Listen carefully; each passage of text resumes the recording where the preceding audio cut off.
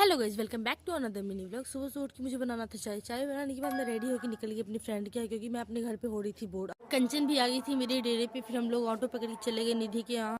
घर पे पहुंचते ही निधि लेके आ गई थी, जिसकी वजह से हम लोग गए थे उसके यहाँ। फिर हम लोग ने बहुत सारा खाना ठूसा। हमारे माइंड में एक चटपटा आइडिया है, क्यों ना हम अननोन पर्सन को कॉल लगाए।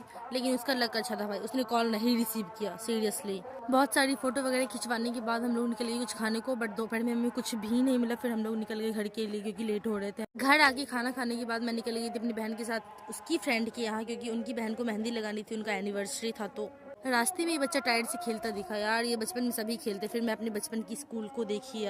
फिर हम लोग पहुंच गए थे उनके यहाँ। फिर मेहंदी लगाने के बीच में मुझे मिला चाय, और वहाँ का व्यू इतना ही अच्छा था। फिर मेहंदी कंप्लीट हो गई थी। फिर हम लोगों ने नाश्ता किया, रात हो चुकी थी, तो हम लोग निकल गए घर के लिए।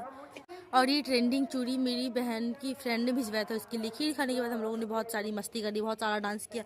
फिर मिलते हैं नेक्स्ट व्लॉग में, तब तक के लिए।